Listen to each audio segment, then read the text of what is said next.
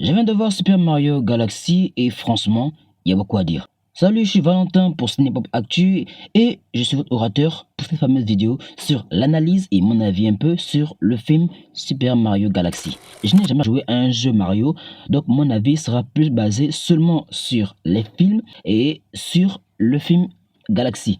Mais analysons Super Mario Galaxy. D'abord, ce que je veux dire, c'est bravo à Illumination qui ont eu une illumination. Ouais, désolé, il n'y a pas assez de budget pour créer des bonnes blagues. Donc, c'est vraiment une vraie illumination au niveau de l'animation. C'est fluide, les combats sont très bien animés. Cette animation montre vraiment que oui, Illumination est vraiment un studio qui mérite la prestance qu'on lui a donnée. Le problème va venir au niveau peut-être de Nintendo. Au lieu que le premier film était plus basé sur Mario, d'où le nom du film, Super Mario, on voit là que là, c'était plus un film sur Peach.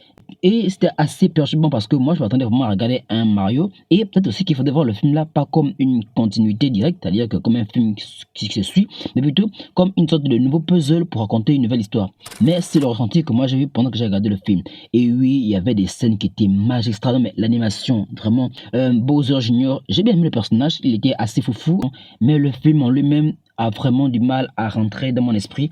Je dirais pas comme les autres qui parlaient du fait que ce qu'on pensait déjà au premier film est plus accentué sur ce deuxième film là. 0 sur 10, vraiment non mais je suis d'accord que le film n'est pas genre directement un Marvel, mais c'est quand même un film. Il y a quand même du travail d'ailleurs. Donc je pense vraiment que c'est un film qui n'a pas séduit, mais autant plus si le film était présenté dès le départ comme un film à part entière, c'est-à-dire qu'un film qui n'est pas forcément lié à la continuité de ce qu'on a regardé, c'est vraiment mis. Vraiment qu'il y a ce thème-là de galaxie qui est très bien importé, le multivers qui là, c'est en mode sous-entendu, développé, mais aussi proposer quelque chose de nouveau. On rentre une sorte de MCU qui a envie de se créer, mais style pour les jeux vidéo aussi. Et c'est pas mauvais. Le film semble un peu dilué dans son propos.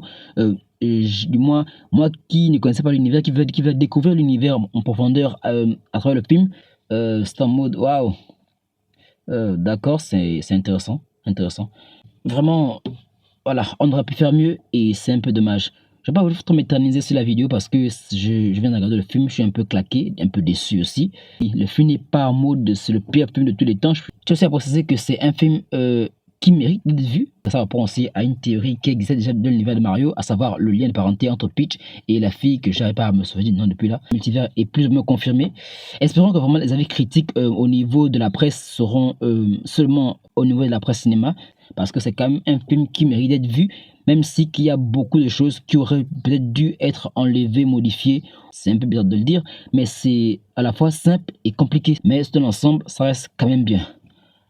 Voilà, c'est fini. C'était mon analyse sur le film Super Mario Galaxy. On se dit donc à la prochaine. N'hésitez pas à vous abonner, à partager, à activer la cloche pour ne plus rater ce genre de contenu où j'analyse, décrypte un peu la culture. En tout cas, merci d'avoir regardé. C'était Valentin.